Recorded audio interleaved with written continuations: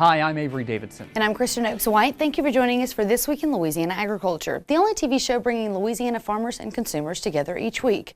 Well, Governor John Bel Edwards is changing the way businesses pay taxes in Louisiana. But will the changes affect agriculture? This week, Governor Edwards unveiled his tax plan at a news conference at the state capitol. Under the plan, 1 penny of the state sales tax would expire. The remaining 4 pennies of state sales tax would have fewer exemptions, but Edwards says those for agriculture would remain. State sales tax would also now apply to some services, like landscaping. The corporate franchise tax would phase out after 10 years. The most significant change would be the creation of the commercial activity tax, a tax assessed on each entity doing business in the state of Louisiana based on taxable gross receipts. Businesses with less than $1.5 million in gross receipts would pay a maximum of $750 a year in taxes. A formula to determine taxes would apply to businesses with more than $1.5 million in taxable gross receipts. Kimberly Robinson, the Secretary of the Department of Revenue, says a separate formula would apply to businesses with tight profit margins like agriculture.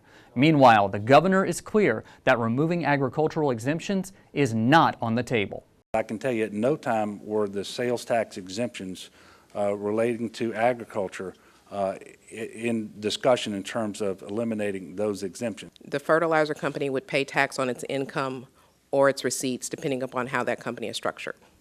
But that fertilizer company is paying tax. The farmer buying the feed or the seed or the fertilizer is not paying that tax.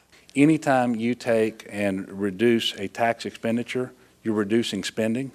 That is budget reform, especially when you do that for credits, rebates, incentives that are not producing an adequate return on investment.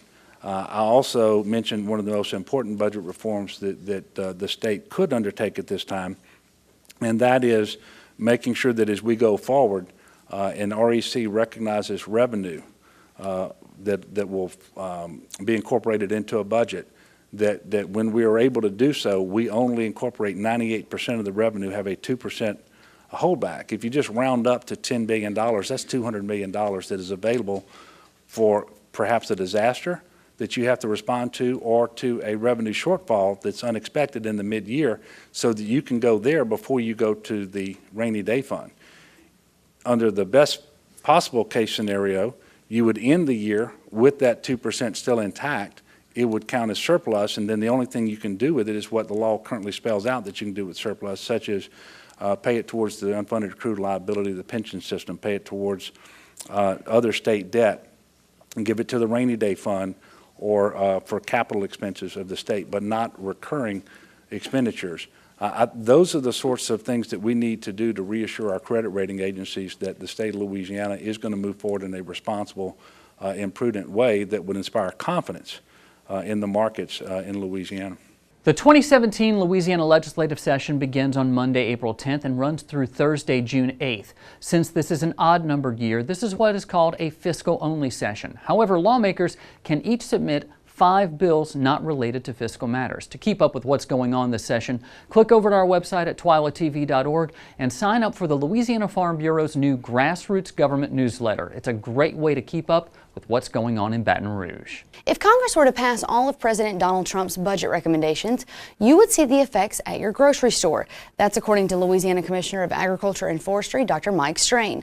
Trump's budget proposal would cut the U.S. Department of Agriculture's discretionary spending budget by 21%. That's a cut of $4.7 million. Strain says he will be going to the White House next week to discuss this issue.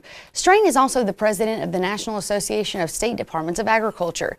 The biggest hit would be to conservation programs. According to Strain, programs some farmers depend upon right now to make up for those low commodity prices. If you look at one of the preeminent parts of the Farm Bill is conservation. It is key. Conservation is key to sustainability, which is key to farm profitability, which is key to food production, which is key to food security, and key to national security. Strain also says that the cuts would mean the closure of more USDA service centers. That could mean that farmers in rural Louisiana would have to travel as far as 100 miles just to visit a Farm Service Agency office. It's been more than a year since the Red River overflowed its banks and flooded fields and pastures in northwestern Louisiana. In the Delta, it was heavy rains last March, which sent the Beff River into flood. According to Commissioner of Agriculture and Forestry Dr. Mike Strain, Louisiana has yet to see any recovery money from the federal government for that disaster. However, that has not stopped farmers from moving forward. Wading through chest-deep water. That's what Dustin Morris was doing on March 10th of 2016. Just more than a year later, he's walking the same path from his power unit, just this time it's a lot drier. One of the things I remember most about this experience was how cold this water was. This was as cold as I'd ever been in my life. As I walked out and waded to this power unit, and then as we came back to get it later on in the day, it was just absolutely freezing. The cold waters cut deep into Morris's memory and into the land on this part of Double M Farms. And up here in front of me, we see where this ground has started washing. We've never had washing problems here before, but because of that immense rain, the 20-something inches that we got in just a day or so, we've got a lot of washes on this farm that we've got to get back under control. To regain control of his farm, Morris had to replant 300 acres of his corn crop and delay planting all his other crops. That caused the crops to yield 10% less than the previous year, not enough to trigger payments from crop insurance. We just need different types of insurance. We need true shallow loss problems, or shallow loss coverage, I guess, because last year across the farm, because of the floods and the way our planting dates were changed, we had average yields were down 10%. And if you bought a 75% insurance policy, you'd have to be down 25% before you triggered it. But with the margins we're working on now, those kind of insurance, they don't do us any good. Overall, agriculture in Louisiana took a $310 million hit, according to Louisiana Commissioner of Agriculture and Forestry, Dr. Mike Strain. He's gone to Washington to ask for $50 million in aid. Congress approved 10. We're geared up here at LAFA to distribute it in a grant program similar to what we did the loan and grant program after Gustav and Ike. And we're working feverishly to get those monies. And the first installation of that would be $10 million. But we haven't received those. As soon as we receive those, we're going to try to get that money back into the hands to cover uninsured losses. Morris says he knows farmers who went out of business because of years of low prices and disasters. And eventually, you could see the difference at the grocery store. People need to understand that their food doesn't come from Walmart or Kroger. It comes from these farms. And without a safety net, as more farmers go out of business, we could potentially have a food shortage in the United States. And that's something we can't afford to have. In the interest of full disclosure, Dustin Morris is Congressman Ralph Abraham's son-in-law. Morris says he hopes that his father-in-law will be able to get some of those needed changes put into the Farm Bill. And as you just heard, Commissioner Strain says when that first $10 million check arrives, the Louisiana Agriculture Finance Authority will be ready to distribute those dollars. Louisiana Farm Bureau is made up of more than just farm families. Members are bankers, teachers, nurses, and police officers. And Farm Bureau exists to serve those members. That's what events like last week's Farm Bureau Sporting Clay Shootout are all about. This week, Carl Wigger shows us how this event is helping the Louisiana Farm Bureau invest in the next generation of agriculture. Shotguns are ringing out in northwest Louisiana, and with every shot that's fired, the Louisiana Farm Bureau is raising money to invest into future generations of Louisiana farmers and ranchers. The money goes to the Ag in the Classroom and the Scholarship Foundation. Blake McCartney is the president of Red River Parish Farm Bureau. He's part of the team that puts on this event each year.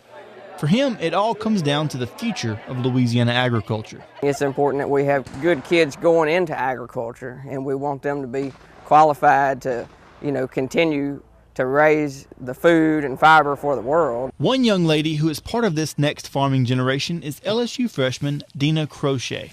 Right now I'm studying ag business. I don't think that I would feel at home in any other department or any other college than the one I'm in now, the College of Ag. Helping Dina pursue this path is the Linda and Wayne Zombrecker Scholarship from the Louisiana Farm Bureau Foundation. Currently, I think that I want to gear my future toward farm credit companies and agricultural-related companies that have helped me in the past. This is a 4-year scholarship dedicated to helping young people just like Dina pursue a career in agriculture. Just working here at the LSU Beef Unit has exposed me to so many things in the cattle industry that I didn't know before and that I know I could use in the future. I definitely want to have my own cow herd. She wants to be involved in agriculture in some way or fashion. Dina's father, Todd, is proud of her being awarded this scholarship, but he's even more proud of the 4.0 GPA that she achieved in her first semester at LSU. He says that with TOPS now only funding a portion of the tuition costs of students, this scholarship is a welcome blessing to his family. She qualified for TOPS, but it would have been important no matter what. But it became especially important this year. Dina works hard in the classroom and on the farm, and it's events like this shootout that help support her in doing both. It shows you how much Farm Bureau cares about providing opportunities for people who really don't have the funds to do things. And I'm very proud to be a part of that organization. The Federation is designed to help its membership, and this is just another way it's helping its membership. And it's a very, very, very nice way of being helped with Farm Bureau. We really appreciate it. Yeah. This year's shootout raised around $20,000 for the Louisiana Farm Bureau Foundation and Ag in the Classroom.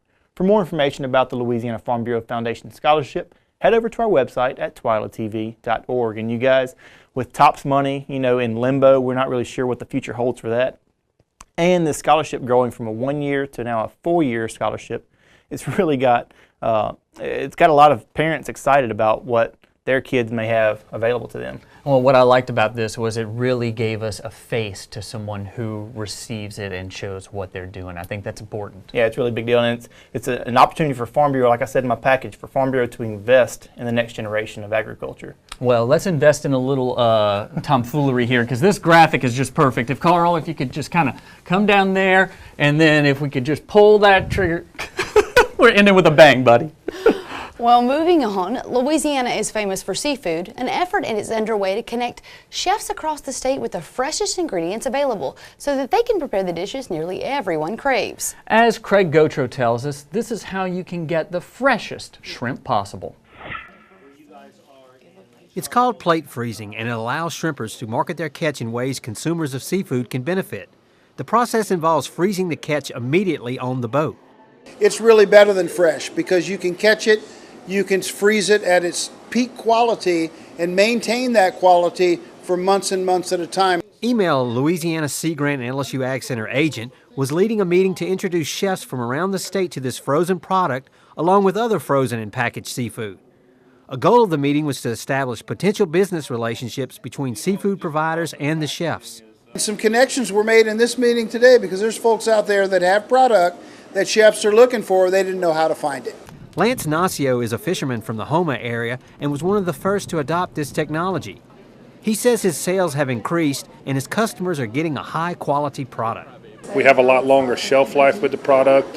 We can bring the consumer the flavor of the shrimp right out of the water anywhere in the U.S. And when we come in, the product is packaged for resale. Imports have hurt the Louisiana shrimp industry by driving down prices. One advantage of plate freezing is that it allows a shrimper to hold the product. We got to make everything count, and this way here, when we come in with the shrimp, if we can't get what we want for it, we just hold on to it, and eventually we'll sell it for what we want for it. Nacio sells his shrimp in 5, 10, and 20-pound boxes. With the LSU Ag Center, this is Craig Gautreaux reporting. Louisiana has nearly 5,000 commercial shrimpers who harvested more than 111 million pounds of shrimp, according to economic data from the LSU Ag Center. Still to come, remember that beef cook-off in St. Landry Parish we took you to a couple of weeks ago, where we're going to see how it tastes. AJ Sabine goes hog wild this week on Feasting on Agriculture right after the break.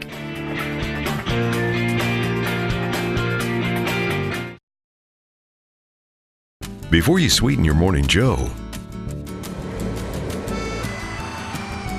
before the icing on the cake, before the sugar hits the shelf. It begins with a family of sugarcane farmers dedicated to growing Louisiana for more than 220 years.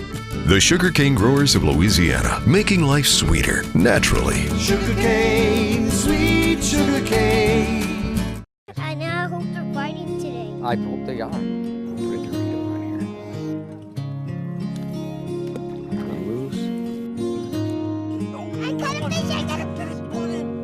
Find your place in the country and the lender who can get you there. Find Louisiana Land Bank. Financing for country homes, recreational property, farms and ranches, and agribusiness.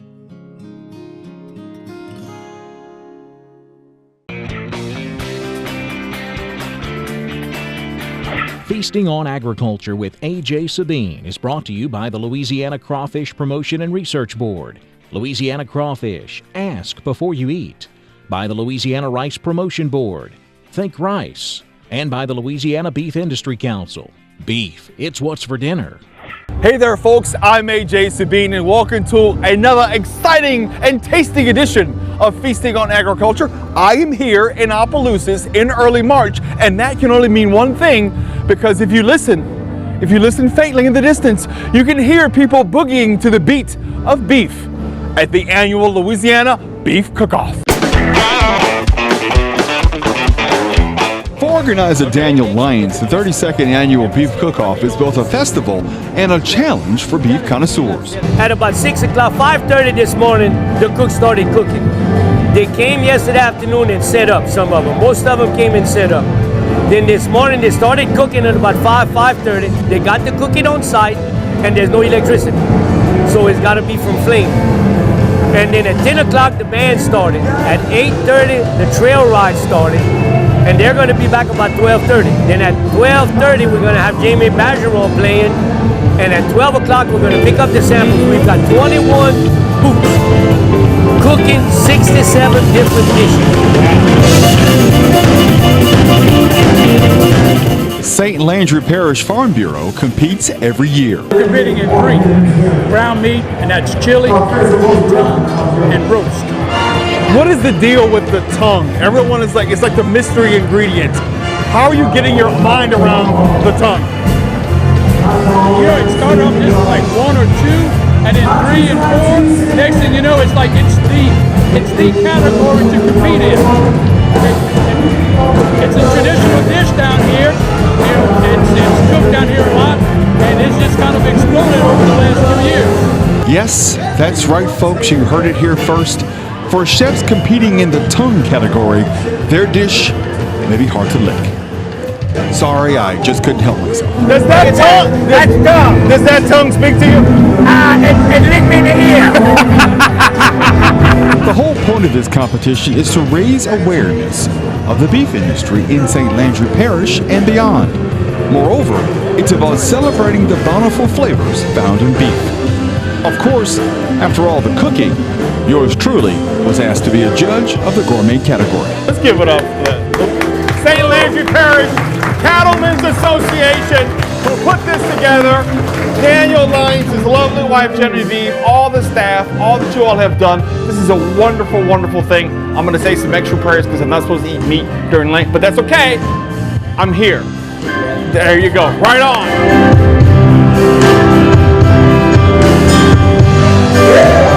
These are the 5 competitors. Many have come, but only one shall be victorious. After working my appetite through 5 delicious beef samples, it was time to declare a winner. Folks, Louisiana primarily is known as a cow-calf state, but what you're witnessing here is the end result of lots of care, lots of stewardship, and lots of great ranchers doing what they do best here in St. Landry Parish. For Feasting on Agriculture, I'm A.J. Sabine. Please join us next time. Feasting on Agriculture with A.J. Sabine was brought to you by the Louisiana Crawfish Promotion and Research Board, Louisiana Crawfish, Ask Before You Eat, by the Louisiana Rice Promotion Board, Think Rice, and by the Louisiana Beef Industry Council. Beef, it's what's for dinner. This year's overall champion went to the Eunice Soubrette Willie Burson for his steak fajitas. Of course, the best beef tongue in the land this year went to Ventura Foods' Jody Vidrine. For more information about next year's cook-off, log on to our website, twilatv.org. Well, coming up after the break, it's time to take a look at what's trending on TWILA. Plus, a good friend of ours getting some much-deserved recognition for a lifetime of service. Stay with us.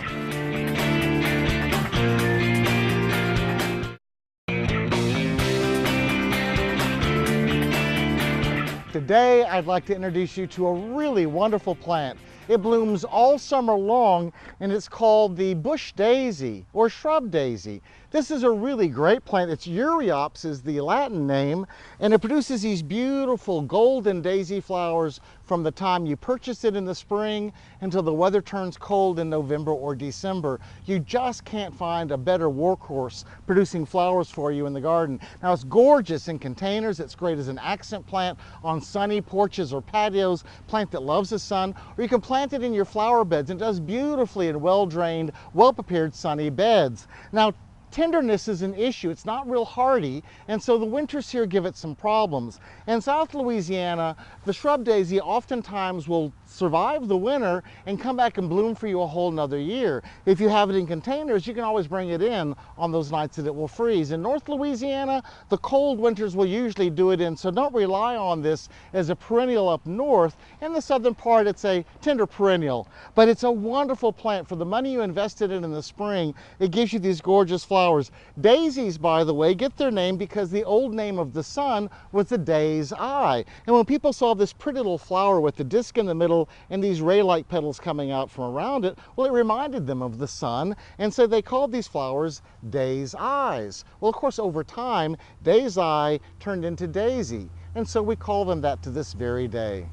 Think about adding some bush daisies to your landscape. You'll be glad you did. Forget it growing. I'm Dan Gill with the LSU Ag Center. Now it's time for this week's Trending on TWILA to see what you guys were talking about on social media this week.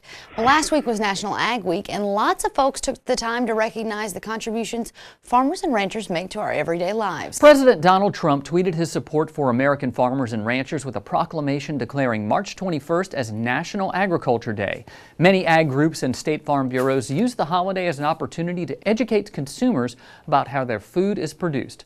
Dow AgriScience has posted, today's American farmer feeds about 155 people worldwide. In 1960, that number was 25.8. But Dirty Jobs host Mike Rowe delivered one of the most popular Ag Day posts. Rowe posted a link to the famous So God Made a Farmer Super Bowl commercial and said we should spend more than just one day to recognize the 1.5% of our population who feed all of the rest of us. Thanks, Mike, for always being a great friend of the farmer and a powerful advocate for agriculture. Plenty of sunshine and warm weather meant that lots of farmers were busy working in the fields to plant this season's crops. Hardwick Planting Company posted several photos and videos on Instagram as they planted their corn crop. Chris Johnston posted this photo of soybeans emerging from the ground onto the Southern Farming Facebook page. But we want to see all of your planting photos and videos, so share them with us on Facebook, Twitter, or Instagram with the hashtag TWILAPlanters. We'll show you some of your posts next week on the trending segment, and we'll send a few of our favorite submissions a special TWILA prize pack. Moving on to this week's trending trivia. Last time we asked you which pet lived in the White House with Presidents John Quincy Adams and Herbert Hoover, and the correct answer is C, an alligator. This week's trivia question is, which crop helps to move the elevators inside the Statue of Liberty? Is it A, soybeans, B, corn, or C, cotton? To enter this week's trending trivia contest, simply log on to your Facebook or Twitter account and post your answer with the hashtag TWILATrivia. Or you can always submit your answer online at twilatv.org. Before we go, we'd like to take a little time to recognize one of the former TWILA hosts, Don Molino. At the recent meeting of the Louisiana Association of Broadcasters, Don was presented with the Lifetime Achievement Award for radio. While he did do a stint in television here with us, he also spent some time on TV in Dallas. The award recognizes his more than 50 years in the radio business. Don continues to this day on the Louisiana Radio Network as both a news and farm broadcaster. He has been a steady friend of Agriculture and Farm Bureau. We could not think of anyone more deserving of this award. Congratulations to my friend Don Molino. I'll say congratulations as well, Don. Well, that does it for this edition of TWILA. Please join us again next week when we'll go to the opening of a brand new rice mill that caters directly to consumers. Until then, you can watch all of our stories online at twilatv.org, and also be sure to like us on Facebook, follow us on Twitter, check out our stories on Snapchat, where, who knows, maybe there'll be a picture of that gun and Carl and something special happening with it. For all of us here at TWILA, thanks for watching. We hope to see you again right here next week.